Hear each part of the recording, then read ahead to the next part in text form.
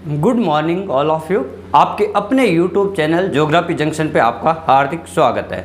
आज अपन बात करेंगे भूगोल के एक महत्वपूर्ण टॉपिक, और ये जो टॉपिक है वायदा पेटियाँ। ये टॉपिक आपके भूगोल में जैसे आप पढ़ोगे जलधाराएं, आप पढ़ोगे पवने, आप पढ़ोगे चक्रवात, आप पढ़ोगे जहाँ कहीं पर भी आपको भूगोल में दिशा की बात आएगी कि ये उत्तरी गोलार्ध में या दक्षिणी गोलार्ध में इनकी दिशा क्या है, इन पवनों की, चक्रवात की या जलधाराओं की, तो वहाँ पे आपको वायदा पेटियों के बारे में जो ज्ञान होना अति आवश्यक है। तो इसलिए मैं आज सबसे पहला वीडियो यही बना रहा हूँ वायदा पेटियों के बारे में, ताकि आपको पता रहे कि कौन सी दिशा में किस प्रकार से जा। वायदा पेटियों की दिशा ही सबसे महत्वपूर्ण है। वायदा पेटियों की जो दिशा ही वो चक्रवात की दिशा को निर्धारण करती है, या जो पवनों की दिशा है उनको निर्धारण करने का काम सबसे काम करती है वायदा पेटियाँ। तो आज अपन बात करते हैं वायदा पेटियाँ। तो वायदा पेटियाँ प्रमुख रूप से, मुख्य रूप से कितने प्रकार की होती हैं और वायदा पेटियाँ होती कितनी हैं। तो सबसे पहले बात करते हैं वायदा पेटियों के बारे में। यानी वायदा पेटियाँ कुल मिला के टोटल होती है आपकी 7 होती है। वायदा पेटियाँ कितनी होती है? 7 होती है, टोटल होती है 7। अब इन 7 का अपन वर्गीकरण करते हैं। तो इनको वर्गीकरण करने के लिए मुख्य रूप से अपन बात करेंगे वायदा पेटियों को 2 भागों में बांट सकते हैं। एक वायदा पेटियां और दूसरी इधर वाली, यानी एक में आपको 3 वायदा पेटियां पढ़ने को मिलेगी और दूसरे में आपको 4। अब 3 कौन सी है, इनको अपन अलग वर्गीकरण करते हैं। जैसे 3 का जो वर्गीकरण है, जैसे इनको अपन कहते हैं तापीय, तापीय या अपन कह सकते हैं ताप द्वारा प्रभावित, इसको अपन कहते हैं तापीय पेटियां, या अपन इसको कहते हैं ताप जनित कह सकते हैं। और ये जो 4 हैं इनको अपन कहते हैं गतीय, गति जनित या गतीय पेटी। तो ये आपको ध्यान रखनी है। यानी वायदा पेटियां कुल मिलाकर कितनी होती है? 7। और 7 को भी अपन 2 भागों में बांटते हैं। जैसे एक तो अपन ने बात किया कि ताप के द्वारा जो पेटियां प्रभावित होती है, या ताप के द्वारा जिन पेटियों का निर्माण होता है, उन्हें अपन कहते हैं ताप जनित या तापीय पेटियां। तो ताप जनित कितनी है? 3 पेटियां। अभी अपन इनकी बात करेंगे। और दूसरा जो वर्गीकरण दिया हुआ है कि गतिजन्य या गतीय पेटियां। तो गतिजन्य का मतलब है किसी न किसी प्रकार से गति के कारण इनका परिवर्तन हुआ, या ये इनकी उत्पत्ति गति के कारण हुई है, यानी गति से ये प्रभावित है। तो ये पेटियां होती है 4। तो आपको पता हो गया कि टोटल मिला के कितनी पेटियां हो गई? बराबर आपके 7 पेटियां हो गई। अपन कितनी पेटियों के बारे में बात करेंगे? 7 पेटियों के बारे में बात करेंगे। 3 आपके तापजन्य हो जाएगी और आपके 4 हो जाएगी आपकी गतिजन्य। तो देखो, अब अपन एक चित्र के माध्यम से इसको जानने की कोशिश करते हैं कि 4 जो पेटियां हैं और 3 जो पेटियां हैं वो किस प्रकार से प्रभावित होती है। तो देखो, हमारे पास में जो एक बड़ा चित्र आएगा उसको भी आपको बना के रखना है, और ये चित्र हमेशा आपके हर जगह काम आने वाला है। जैसे अपन बात करते हैं, इसको मैं बड़ा बना देता हूँ चित्र को। ये जैसे आपका हो गया ग्लोब, आप इसको मानते हो पृथ्वी या ग्लोब। ये जो बीच वाली लाइन है इसको कहते हैं 0 डिग्री, या इसी को कहते हैं विषुवतीय रेखा, इसी को कहते हैं भूमध्य रेखा। देखो, भूमध्य का मतलब है पृथ्वी के बीच में, पृथ्वी यानी भू यानी पृथ्वी, पृथ्वी के बीच में जो खींची जाने वाली रेखा को भूमध्य रेखा। विषुवतीय रेखा यानी पूरे विश्व को बराबर 2 भागों में काटने वाली। और 0 डिग्री यानी ये 0 से शुरू होती है, फिर 90 उत्तर में और 90 दक्षिण में। इस प्रकार इसको नाम चाहे 0 डिग्री रेखा कहो, भूमध्य रेखा कहो, चाहे विषुवतीय रेखा कहो। अब अपन बात करते हैं, जैसे यहाँ से ये जो पेटियाँ हैं, अपन बात करते हैं उत्तरी गोलार्ध और दक्षिणी गोलार्ध में। जैसे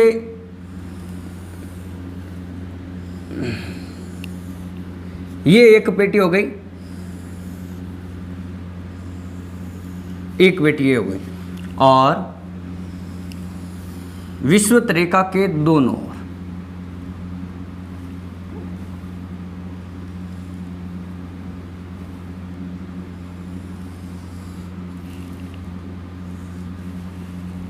ऐसा का ऐसा आपको दक्षिणी गोलार्ध में भी ध्यान रखना।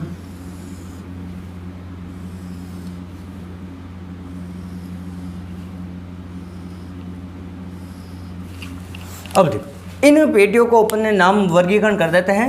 जैसे देखो, ये सबसे पहले तो इनको अपन को ये ध्यान रखना है कि ये मैंने जो बनाए ये विषुवत रेखा है 0 डिग्री वाला। तो इसका वर्गीकरण अगर मैं इसका नाम अगर यहाँ बीच में लिख देता हूँ तो इसको अपन नाम किस प्रकार से इनका वर्गीकरण करेंगे, तो ये 0 डिग्री लाइन है, यहीं पे मैं नाम लिख देता हूँ इसको विषुवतीय, यानी विषुवत रेखा पे ऊपर है इसलिए इसको कहते हैं विषुवतीय। विषुवतीय। अब देखो वायदा पेटियों के बारे में आपको जानने से पहले आपको ये पता होना चाहिए ताप और दाब हमेशा क्या होते हैं, एक दूसरे का विपरीत संबंध होता है। तो मैं इधर लिख देता हूँ 2-3 जो इंपॉर्टेंट लाइन है, जैसे ये वाला तथ्या, जैसे ताप, जहाँ पर ताप उच्च होगा, ताप उच्च होगा तो वहाँ पर दाब हमेशा क्या होगा, निम्न होगा, निम्नता।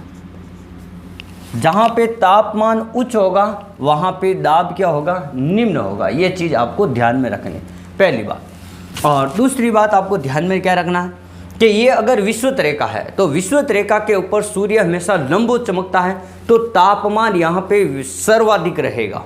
तापमान क्या रहेगा, सर्वाधिक रहेगा। अगर तापमान सर्वाधिक है तो मैंने आपको पहले ही बता दिया कि दाब क्या होगा, निम्न होगा।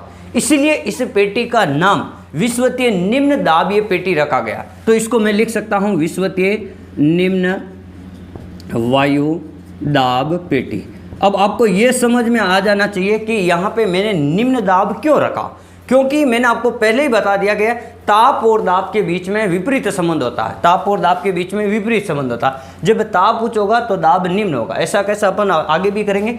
तो विषुवत रेखा के ऊपर साल भर तापमान ज़्यादा रहता है, तो ताप ज़्यादा होने के कारण यहाँ पे दाब कम है, इसलिए यहाँ पे मैंने लिख दिया विषुवतीय निम्न वायुदाब पेटी।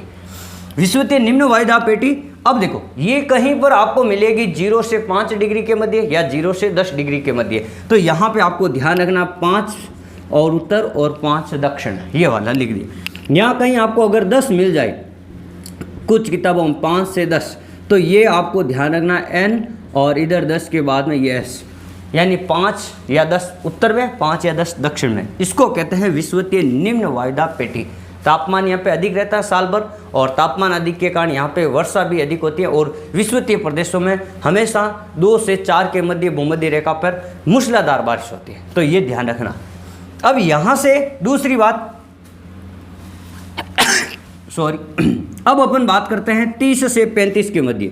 ये 30 डिग्री, ये 35 डिग्री, यहाँ पर भी 30 डिग्री और ये 35 डिग्री। ये आपका उत्तरी गोलार्ध हो जाएगा और ये आपका दक्षिणी गोलार्ध हो जाएगा। जहाँ जैसे विषुवत रेखा से पौने ऊपर उठेगी तो ये कहीं ना कहीं एक निश्चित ऊंचाई पर जाकर वापस ठंडी होगी, क्योंकि यहाँ पे गर्म पवनों के कारण ये ऊपर उठेगी, हल्की हो जाएगी पवने, हल्की होकर ये धीरे धीरे एक निश्चित ऊंचाई पे जाएगी, और ऊंचाई पे जाने के बाद में ये क्या करेगी, पवने धीरे धीरे, आपको पता है वायुदाब तापमान ऊपर जाने के बाद में ये पवने धीरे धीरे ठंडी हो जाती है। ठंडी होने के कारण भारी होगी और वापस नीचे की ओर आएगी। तो अपन इस प्रकार से बात करते हैं, ये पवन यहाँ से जाएगी, ऊपर उठेगी, और कुछ पवने ऊपर उठ के दाईं ओर मुड़ जाएगी, कुछ बाईं ओर। तो कुछ पवने यहाँ उपोष्ण जो है, ये वाला जो क्षेत्र है, यहाँ पे आके गिरेगी, और कुछ पवने यहाँ पे आके गिरेगी। जैसे यहाँ से कोई, यहाँ पे तापमान ज़्यादा है तो यहाँ से पवन क्या होगी, हल्की होगी, गर्म होगी, गर्म होकर हल्की होगी, और हल्की पवने ऊपर जाने का प्रयास करेगी, और जैसे ही ऊपर जाएगी तो एक निश्चित ऊंचाई पे जाने के बाद में ये पवने धीरे धीरे तापमान में कमी के कारण भारी हो जाएगी, इनमें नमी आ जाएगी, और ये पवने वापस क्या दोनों तरफ ऐसे नीचे की ओर गिरेगी। इसको कहते हैं वायु का अवतलन या आरोहण। वायु का अवतलन या आरोहण, आपको किताबी भाषा में वहाँ अवतलन या आरोहण लिखा मिलेगा। मैं आपको सीधा बता रहा हूँ यहाँ पे किस प्रकार से होगा, क्योंकि जहाँ पर विषुवत रेखा के प्रदेश है वहाँ पे तापमान तेज होगा, वहाँ से पवने क्या करेगी, धीरे धीरे गर्म होकर ऊपर उठेगी, और दोनों ओर दक्षिण और उत्तरी गोलार्ध में दोनों ओर ये क्या होगी, वापस वायु का अवतलन होगा, क्योंकि एक निश्चित ऊंचाई पे जाने के बाद में पवने ठंडी हो जाएगी, ठंडी होकर भारी होगी, तो भारी पवने नीचे की ओर आएगी। तो इस प्रकार से ये पवन यहाँ से विषुवत रेखा से होकर यहाँ पे आ जाएगी। तो यहाँ आने का कारण, तो देखो यहाँ पर जो विषुवत रेखा के ऊपर जो निम्न दाब पेटी का नाम किसके आधार पर पड़ा, ताप के आधार पर। ये इसको कहते हैं ताप। ये और ये हो गई 0 से 5, 0 से 5 कहीं आपको किताबों में 0 से 10 मिलेगा दोनों ओर। अब इसको कहते हैं, ये वाला आपका हो गया उपोष्ण। और अब देखो यहाँ पे उपोष्ण है, यहाँ पे वायु का धीरे धीरे क्या हो रहा है, अवतलन हो रहा है, ठीक है। और यहाँ पे पृथ्वी की गति के कारण, पृथ्वी के घूर्णन के कारण यहाँ से जो पवनें निर्धारित हो रही है उनकी दिशा और यहाँ पे जो पृथ्वी के गति का जो प्रभाव पड़ता है उसके कारण यहाँ पर क्या होगा, यहाँ पर तापमान थोड़ा सा कम हो जाएगा। क्योंकि आपको पता है यहाँ से जो गर्म होकर पवनें ऊपर उठी थी वो ठंडी होकर नीचे आएगी, तो यहाँ थोड़ा सा तापमान कम होगा। तो ठंडी पवन है तो दाब किस प्रकार का होगा, यानी ताप यहाँ पे कम हो गया तो दाब क्या हो जाएगा, उच्च हो जाएगा। इसलिए इसे कहते हैं उपोष्ण उच्च वायुदाब पेटी। उपोष्ण उच्च वायुदाब पेटी, वायुदाब पेटी, उपोष्ण उच्च वायुदाब पेटी। और ये सेम का सेम इधर भी उपोष्ण उच्च वायुदाब पेटी हो जाएगा, उपोष्ण उच्च वायुदाब पेटी। तो ये भी आपको ध्यान रखना, उपोष्ण उच्च वायुदाब, क्योंकि ये क्षेत्र उष्ण वाला है, यहाँ पे ताप वाला। तो यहाँ पे जब ठंडी पवन आएगी तो अपना प्रभाव रखेगी तो तापमान थोड़ा कम होगा, तापमान कम होगा तो दाब उच्च हो जाएगा। तो इसलिए यहाँ पे मैंने रख दिया उच्च तापमान। ये हो गया आपके पृथ्वी की गति के कारण। इधर वाला भी गति है तो इधर वाला भी पृथ्वी की गति के कारण, यानी पृथ्वी की घूर्णन गति के कारण। ठीक है, अब अपन बात करते हैं जैसे ये वाला ध्रुव वाला, यहाँ पे ध्रुवीय, और ये वाला भी आपका ध्रुवीय। जैसे अपन बात करते हैं ध्रुवीय। अब देखो, जब सूर्य यहाँ पे है विषुवत रेखा के ऊपर, मान लो यहाँ मैं बना देता हूँ सूर्य, ये वाला यहाँ पे सूर्य है, मान लो यहाँ पे सूर्य है। तो देखो जब सूर्य यहाँ पे है तो यहाँ से इसकी किरणें क्या हो रही है, तिरछी जा रही है, और इसकी किरणें ध्रुवों के ऊपर तिरछी है। यानी यहाँ का जो सूर्य का जो तापमान है यहाँ पे जितना प्रतिशत पहुँचना था उतना नहीं पहुँच पा रहा है, इतना नहीं पहुँच पा रहा, इसीलिए तो यहाँ पर स्थायी रूप से बर्फ जमा हुआ गोलार्धों में, उत्तरी गोलार्ध और दक्षिणी गोलार्ध में। इसलिए आपको ये ध्यान रखना है कि ये सूर्य की किरणें तिरछी होने के कारण यहाँ पे ताप भी कम पहुँच रहा है, इसलिए वहाँ पे बर्फ जमी हुई है। अगर यहाँ पे तापमान कम है, यहाँ पे तापमान कम है, सूर्य का प्रकाश उतना नहीं जा रहा है, तो तापमान कम है तो तापमान यहाँ पे मैंने बता दिया विपरीत संबंध है ताप और दाब में। यहाँ तापमान कम है तो यहाँ पे दाब क्या हो जाएगा, उच्च हो जाएगा। इसलिए इसको कहते हैं ध्रुवीय उच्च वायुदाब पेटी, उच्च वायुदाब पेटी। तो ये आपको समझ में आ जाना चाहिए उच्च क्यों लगा, उच्च वायुदाब पेटी क्यों लगा, क्योंकि यहाँ पे तापमान बिल्कुल कम है, क्योंकि सूर्य की जो किरणें हैं वो आपकी तिरछी होती जाए। जैसे जैसे सूर्य की किरणों का जो कोण बढ़ता जाता है वो धीरे धीरे वहाँ पे तापमान की कमी आती है। तो आपको ये ध्यान रखना, यहाँ पर भी ध्रुवीय उच्च वायुदाब पेटी। तो ये देखो, ये भी ताप के कारण हो रहा है और इसका भी जो नामकरण है ताप के कारण हो रहा है, और इसका भी नामकरण है ताप के कारण हो रहा है, क्योंकि ये सूर्य का जो प्रभाव है, ताप का प्रभाव है, वो यहाँ इन 3 पेटियों के ऊपर पड़ रहा है। इसलिए अपन ने लिखा था पहले ताप जनित जो पेटियाँ हैं वो 3 है और गतिजन्य 4। तो ये एक विषुवत रेखा हो गई और एक हो गई उच्च वायुदाब पेटी ध्रुवीय, और एक दक्षिणी गोलार्ध की उच्च वायुदाब पेटी हो गई। तो ये 3 पेटियाँ हैं ताप के कारण प्रभावित हो रही है। अब चौथी बात अपन बात करें, ये ध्रुव है तो ये उपध्रुवीय होगा, ध्रुव के पास वाला, तो इसको पहली बात तो अपन लिख देते हैं उपध्रुवीय। ये वाला इसको भी अपन लिख देते हैं उपध्रुवीय।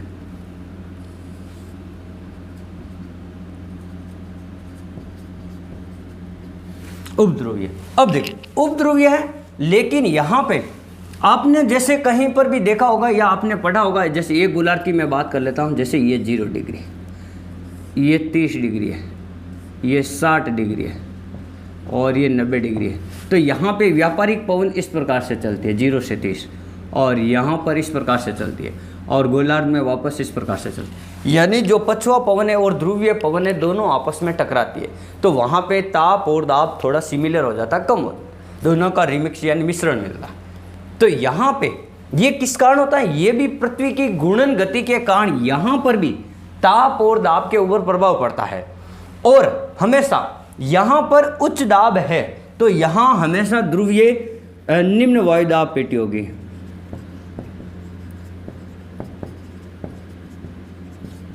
अब ये क्यों हुआ, आपको पता है, ये भी पृथ्वी की गति के कारण हुआ, पृथ्वी की घूर्णन गति। यहाँ मैं लिख देता हूँ, ये दोनों किसके कारण हुआ, पृथ्वी की घूर्णन गति।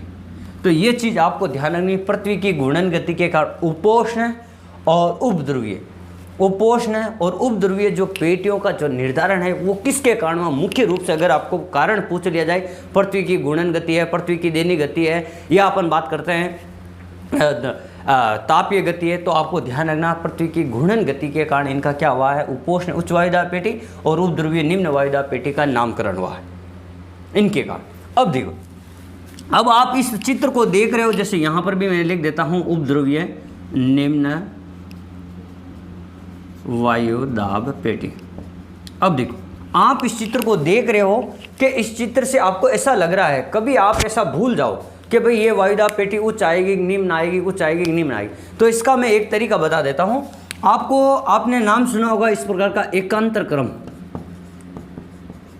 एकांतर क्रम, एकांतर क्रम का मतलब है एक के बाद में दूसरा, एक के बाद में दूसरा, इस प्रकार से एक छोड़ के एक अपन कहते हैं। जैसे देखो यहाँ पे मान लो अपन यहाँ अगर गोलार्ध से शुरू करते हैं, तो देखो यहाँ पे उच्च है, पहली बात यहाँ पे उच्च है, तो यहाँ देखो दूसरी जगह निम्न आ गया, फिर वापस उच्च आ गया, फिर वापस निम्न आ गया, फिर उच्च आ गया, फिर निम्न आ गया और फिर वापस उच्च आ गया। ये कहते हैं एकांतर क्रम।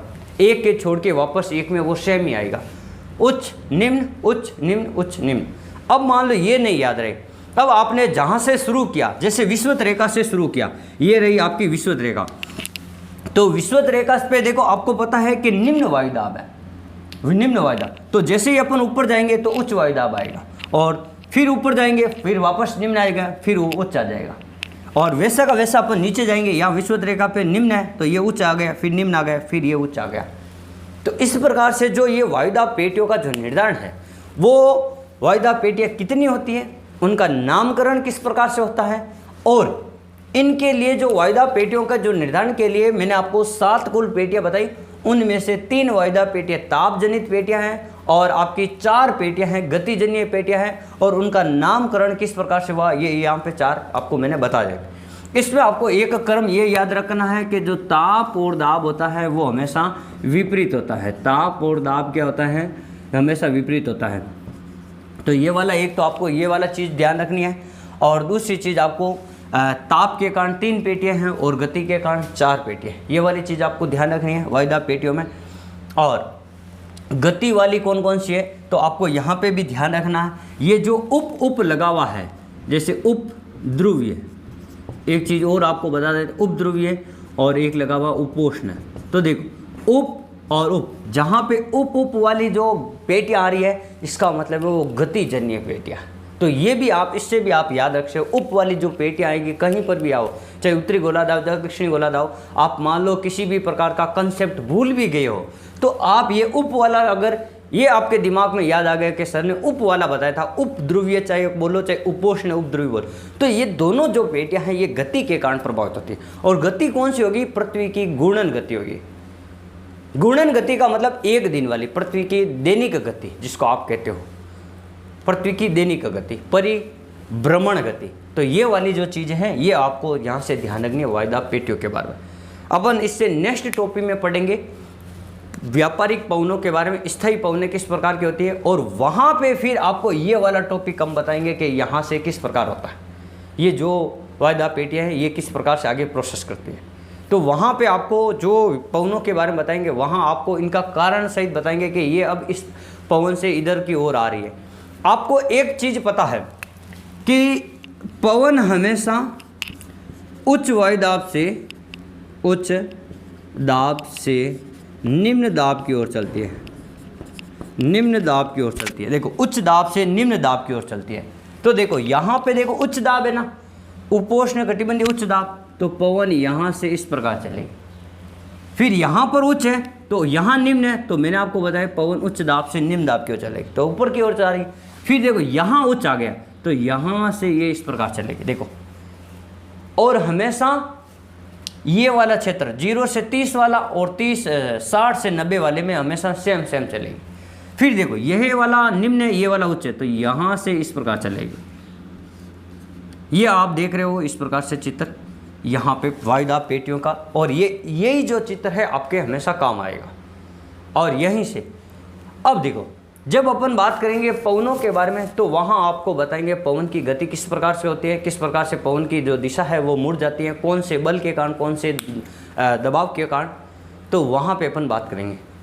और आप ऐसे ही अपनी पढ़ाई को निरंतर जारी रखें और हमेशा आप हंसते रहें, मुस्कुराते रहें और आप अपनी पढ़ाई को जारी रखें। आप हमारे जो इस वीडियो से आपको अगर कुछ सीख मिल रही है तो आप हमारे चैनल को लाइक, सब्सक्राइब और शेयर ज़रूर करें, ताकि मैं आपको आगे भी इनके जो वीडियो है इसी प्रकार से आपको प्रोवाइड करा। आप हमारे मोटिवेशन को बनाए रखें। धन्यवाद।